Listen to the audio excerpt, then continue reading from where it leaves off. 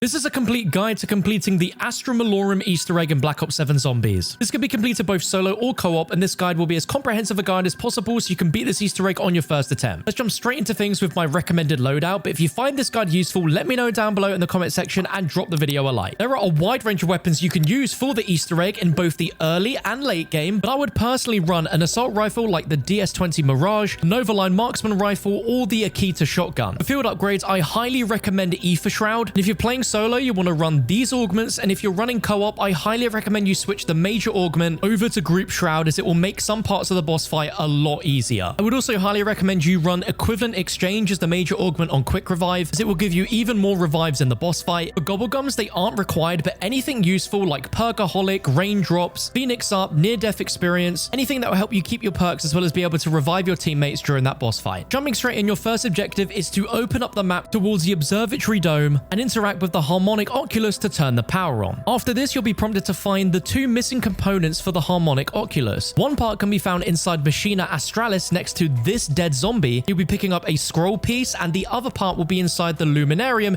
next to this dead zombie. Once you've got both parts, install them at the Observatory Dome, and it will begin a short defense step where zombies are going to spawn whilst the Pack-a-Punch machine is coming in. Simply defend it for the allotted time, and when completed, the Pack-a-Punch machine will appear. Now that we've got Pack-a-Punch, we can now work on the next part of the Easter egg, which is to acquire the LG-M1 Wonder Weapon. The first part for this can begin as soon as you've turned on the power, where somewhere around the map, the Oscar robot will have spawned in. Aim for the flying UFO behind Oscar, and when shot at, should drop a part called the Damaged Drone. Now, you might be tempted to take Oscar out after this, but keep him because he's going to be useful. The second part we're going to be looking for is going to be from a blinking lamppost, which is going to be somewhere on the outside part of the map. There are over a dozen lampposts around the map, but you're going to be looking for one specifically that is blinking, and if you do find that, you want to go ahead and shoot it with a weapon, and it will drop a wires part for you to pick up. For the third and final part, you're going to need to Pack-a-Punch a weapon and head back to the spawn room and shoot the front bonnet of Tessie, and if done correctly, the bonnet will pop open with a car battery part for you to pick up. Now we've got all of these three parts, we now need to kill Oscar in 3 different ways using 3 traps around the map. These can be activated in any order, so we'll start off with the Pack-a-Punch room with the Sunbeam Trap. Now, in order to activate the Sunbeam Trap, there are going to be 5 steaming boxes around the Pack-a-Punch room, and we need to shoot all 5 within a quick succession of each other, otherwise this step will time out and you'll need to progress to the next round. Steaming boxes look like this. They will randomize every game where the order in which they are steaming will change, but you need to go ahead and find one, shoot one, then look around the map to find the second, then the third, then the fourth, and then the fifth. If done correctly, you'll hear a quote from your character, with the entity saying that the heavens are yours to explore. Interact with this viewfinder and it will place you into a telescope where you'll need to move the cursor around to try and find the sun. You only have a short amount of time to look around to find the sun, but if it kicks you out, you can interact with it again to go ahead and keep looking. And there will be 2 planets in here. One will be Mars and the other will be the sun. You're going to be looking for this one right here, and once you've put your cursor over it, be kicked out of it, and there will be a laser trap now at the Pack-a-Punch, and you're going to want to lead the Oscar robot into that laser, where if done successfully, he will evaporate, will drop a shiny trinket part. Now, you don't need to pick this up. We're not going to use this at all for the Easter egg, but it's a great way to confirm that you actually took him out properly.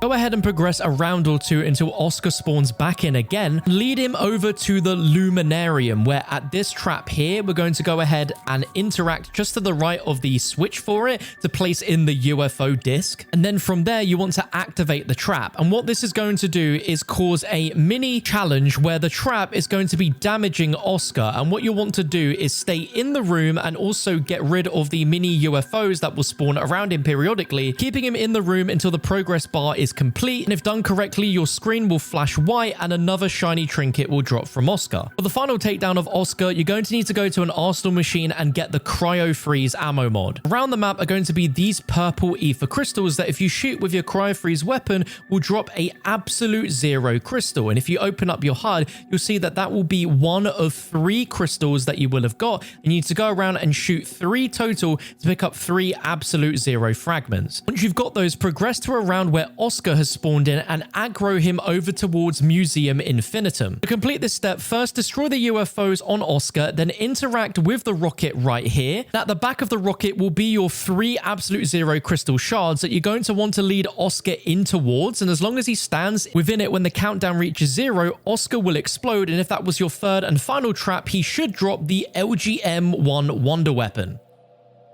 The next step will involve you passing a few rounds until you have Oscar back in the map, and I highly recommend you turn on subtitles so you can catch what he says, because the next step involves following Oscar behind him until he begins a monologue where he's playing back eliminations of several victims that he's killed. You'll need to listen until he mentions playback of Elimination 20, where he talks about Dr. Thurston. Once he says Dr. Thurston, he will then mention 3 different planets that you're going to want to note down. These 3 planets change every single game, but you're going to want to note them down, as we're going to use those 3 planets to create a code. But thanks to this super useful graphic on screen, all you need to do is find the 3 planets that he mentioned and look at the numbers that each planet correlates to, and this is an order of planets closest to furthest from the sun. In our game, the 3 planets he mentioned was Neptune, Mars, and Jupiter. So following the planets mentioned in that order, our code was 845. With that code, head into the observatory dome, and you'll want to input your code into this machine right here, where if the code is inputted correctly, your screen will shake and you'll get a quote from your character, and this elevator shaft facing the Pack-a-Punch will have dropped down that you'll be able to mantle up onto and pick up a key that is lying next to this zombie's body. Now that you've got this key, head into the Museum Infinitum and knife this glass cabinet here to pick up a saw part. And with both parts, head over to Machina Astralis, where you'll interact with this chamber to open it up using the key. And then holding your interact, you will operate using the saw to cut the guy's head open to take a brain. Pretty gruesome, I know. Head over to the Luminarium and interact with this jar to place Dr. Thurston's brain in. When everyone's ready, interact again with the brain, and it's going to start about a 1-minute lockdown where you're going to have zombies coming at you from all directions, including Oscar, and you'll need to protect the brain from damage. Once complete, your screen will flash white and you'll be able to pick up the brain jar. You want to take the planet jar over to this machine in Machina Astralis, and then hold your interact to connect the perfusion machine to the brain. Once installed, we're going to make our way back to the observatory dome, and we're going to interact with the telescope viewfinder, which we used to look at the sun earlier, but this time we're going to be looking for Mars. Position of Mars will randomize every game, so it won't match what you see here, and if you get kicked out of the viewfinder, just interact to look back again. But when you eventually find Mars, with your cursor placed over Mars in the bottom left, there will be a box where under DEC is going to be 4 numbers. This will randomize every game, but this is a 4-digit code that you're going to need to note down. So for us, it was 4225. With that code, we're going to head back to Machina Astralis and head up 1 floor and interact with this box that is now opened, where you can put in that 4-digit code. So putting in our code, the keypad lights up blue, you'll get a coordinates accepted quote, and we can move on to the final step in this particular part. If we head over to the machine that the brain was placed in, to the left will be a screen that will say Dr. Thurston's reading list, and then it will flash up a series of different book titles. This will randomize every single game, but you're going to want to note down the book titles that are mentioned, where you can either get 4 books, 5 books, or even 6 books. This might seem random, but this will make a lot of sense. So in our game, we had 4 books: the Black Veil, the Moon Directive, the Unknowable Void, and then Witchlight Codex. What you need to do is head into the Archive of Orbis and interact with all of the bookshelves that you see me do here, so you can find out where your books belong. We're going to start from the left side of the room here by these doors. So next to the statue here, we have the Musica Universalis book right there. If we then go ahead and move to the right side of the doors, right here we can find the Black Veil book right there. And then right here we finally have another one, which is the Moon Directive. If you go ahead and go to the opposite side of the room and move from left to right, we have the Ashen Bone book right there. Then just to the right in the middle here, we have Echoes of Andromeda. And then finally, just to the right, we have the Unknowable Void. And there we have the statue that matches that bookshelf. And then finally, this statue down here, we have 2 books here, which is Pyramids of Cydonia.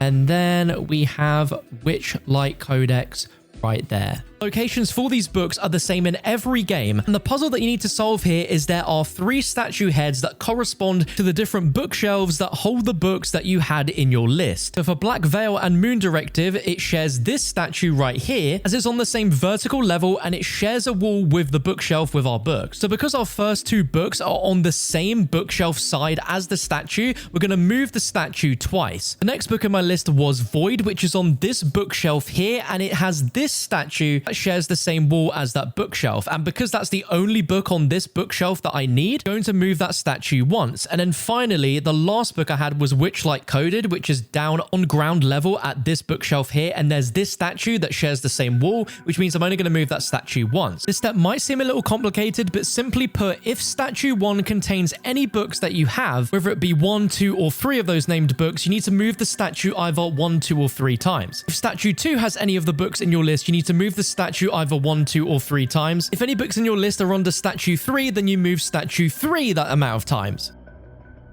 The idea is that you want to do this on the start of a round where you have 15 seconds from the round beginning to spin each statue the correct amount of times that correlate to the number of books that the bookshelves share with that statue. This will change every single game. You can only attempt this once per round, but when done correctly, the hatch above this ladder will open where you'll be able to go up the ladder and pick up a Neptune planet. Once you've picked up that planet, make your way to the top floor of Machina Australis and interact with this hole here to place that planet onto the ceiling. Our next objective is we need to move 3 planets that are hanging from this into certain directions. And in order to find that out, we need to find 3 pages around the map that have a planet on it and then a compass direction underneath it. One of these pages can be found in Machina Australis on this table right here. And this is going to have the direction for the Saturn planet, where in our game, it has SE underneath, which means southeast. And you're going to want to note that down. The next can be found in the Archive of Orbis, and it's going to be on this table right here, where here you'll have an image of Mars and then a direction where for us, it was southwest or SW. And then the final page is going to be in the Luminarium on this table right here, where you're going to find a picture of Neptune and then a direction underneath it where for us it was NE or northeast. Once you've noted down the direction of all 3 of the planets, make your way back into Machina Australis, and as you can see under the big light here, you're going to notice those directions, and above us are going to be the planets. And what we need to do is shoot each planet one at a time to get them to be perfectly aligned with the direction that matched on the paper. So starting off with Saturn, this is what Saturn looks like. It's the big planet with the rings around it, and we matched it to match what our paper said, which was southeast, where you'll match it to whatever you find in your game. Next planet you're going to be shooting is Mars, which is this medium-sized red planet, and you'll want to shoot it to match the direction on your piece of paper. And then finally, the last planet you're going to be shooting is this blue one over here, which is Neptune, but you're going to want to shoot it again until it's perfectly aligned with the direction that it matches. If it looks slightly off, if it looks slightly in between, then just shoot it again so that you have it as close to being aligned with those directions as possible. And once they're all aligned, interact with the brain machine again, and if done correctly, teleporter ring will float up into the air and it will begin a little lockdown defense step where everyone in the game will be transported into here, where you'll have a minute 30 to survive, where you'll have an Oscar that will be constantly immune, as well as infinite spawning zombies. You just want to survive until the timer runs out, and if done correctly, Oscar will explode and you'll get a completion quote saying you did it, the red planet is yours, and everyone in the game will be taken through the teleporter and transported to Mars. Once you're in Mars, make your way to this lower level, and right in the middle, you'll be able to pick up the brain jar. Go ahead upstairs and place the jar on this machine right here. You'll get a quote that a major component is missing. At this point, you'll need an assault rifle, LMG, or a sniper rifle because you're going to be shooting fairly off into the distance. Go ahead and interact with the brain to connect the perfusion machine. Once you hear this glowing sound, you'll have a short amount of time to make your way to this bottom left window of Mars, and you're going to be shooting these pylons outside the map, starting with this back right one, then this back left one, then this front right one, then the front left pylon, and then finally turn around and shoot the pylon above the machine at the top of Mars. And if done successfully, you'll see there'll now be a bird flying around that you're going to want to try and jump up and grab once you have low gravity on Mars. You'll need to jump and literally hold interact as you're flying through it, and you'll have picked up the Ascendant I-Par.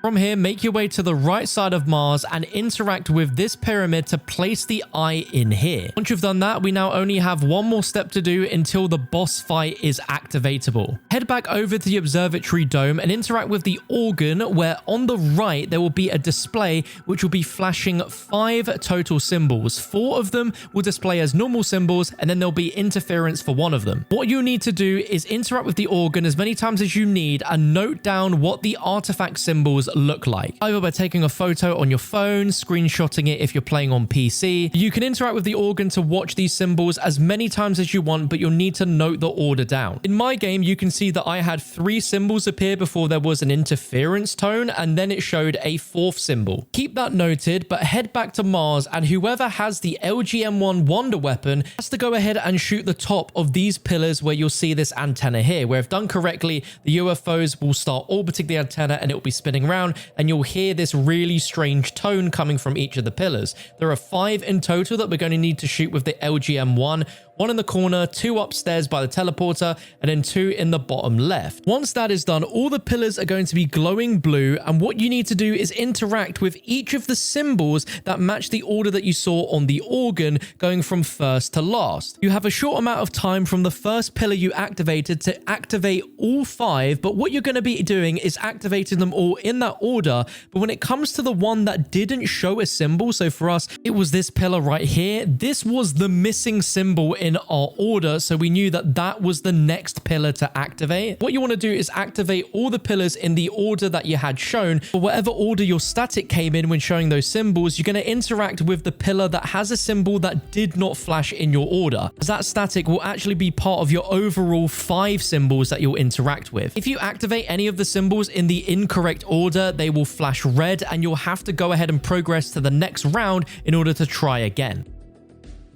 Activating each pillar in the correct order will have this really cool tone, and once all 5 have been activated, your screen will flash white. You'll now be able to activate the boss fight. So at this point, I highly recommend being boss fight ready, getting yourself Pack-a-Punch level 2 or 3, having as many perks and permanent perks from the TED trials as possible, self-revives, bubblegums, and don't be afraid to farm some points for a few rounds before you go in, because there aren't any max ammo drops. So the ammo buy is going to be your best friend, and I recommend having a ray gun or ray gun Mark II as one of your weapons, especially if you have the mule kick perk, as it will be crucial for getting you up with equivalent exchange. When everybody is ready, interact with the brain jar and initiate a vote if you're playing in co-op to begin the boss fight. Now, this boss fight is pretty insane because it's broken down into 4 different phases. Phase 1 takes you up against the first form of the boss, Calferis, where in order to progress and take down Calferis, you simply need to eliminate zombies anywhere in this arena, as the electrical pylons to the left and right side of the out-of-map boundaries are a soul box, and you'll be able to track the progress of the pylons by how much of it is lit up blue. During this, the only attack the boss fight has is a laser attack that will target every player in the game and will cause some serious damage if you are trapped within it. Simply stay on the move at all times, never sitting in one spot, because that way the lasers will get to you, and take out zombies and mimics as quickly as you can, where eventually when the souls are complete, you'll have a flash on your screen, the pylon will be lit up blue, and you need to go up the stairs and interact with the brain jar, where you'll be in a crafting animation for a few seconds before initiating the first blast from the pylon, taking out a quarter of his health. Second phase is exactly the same, where you'll be taking out zombies that will go to a soul pylon on the opposite side of the arena, and the laser attacks are exactly the same as before. Once the tower's been filled with souls, head up the stairs and activate the brain to activate the firing sequence. Calferis will be taken down to a quarter health. The final part of this first phase involves a soul box with both pylons to the left and right. The boss will still have the laser attack, but it will have a new attack which rotates between dropping a acid gas on the lower ground floor of the arena, which if you stand in will slow down your movement and slowly chip away at your health, so you want to stay above ground or stand in the circle in the middle of the arena at the bottom until the gas disappears, as well as a lava spots around the arena that if you stand in you will take damage, so just try and avoid them if you can. Once you've initiated the final firing sequence, the boss will explode, but then will return as a physical monster on the ground. You're now in the second phase of the boss fight, where this thing is an absolute bullet sponge. The attacks that it will do will involve picking up big rocks and chucking it at one player in particular. And your aim is going to be to focus on the blue parts of its body, where eventually, after it's taken enough damage, will reveal a glowing blue spot, which will be a critical spot. And you'll notice your hit markers change from being normal to being yellow for that crit. And you want to focus as much as possible on hitting that crit at all times. In co-op, the boss will rotate between targeting one player at a time by throwing rocks, getting really close, and boxing the player in. So it's very important that you just keep your distance and you're constantly moving around the map. Just keep aiming for that crit spot, and eventually his health bar will deplete fully, and that will be phase 2 complete.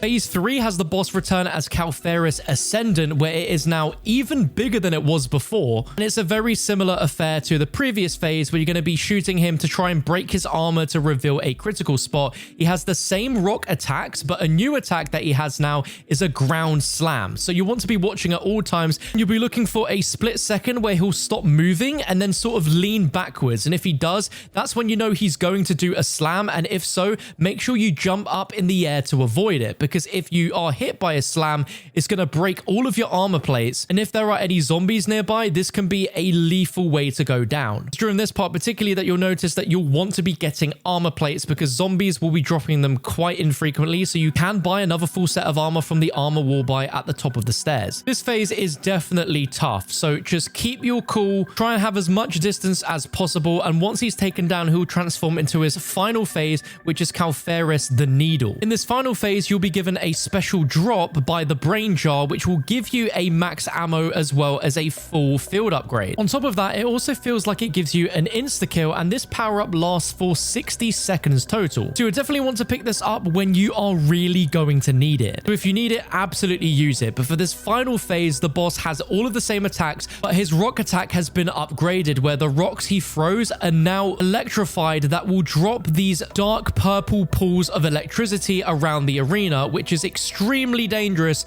If you walk over or if you get hit by, it's almost a guaranteed down. So you want to try and make sure that you stay away from those as much as you possibly can. It's during this phase that I would start using some of the OP gobblegums that you've brought in, like raindrops. If you're running this in co-op, then an amazing strat you can use with Ether Shroud is to have everyone come to the middle of the arena and activate Ether Shroud, where someone with group shroud on will shroud everyone, and you'll be completely hidden from the boss, where you can focus on his crit. This was absolutely invaluable for my co-op team when we ran this, where we were shrouded for almost half of this phase.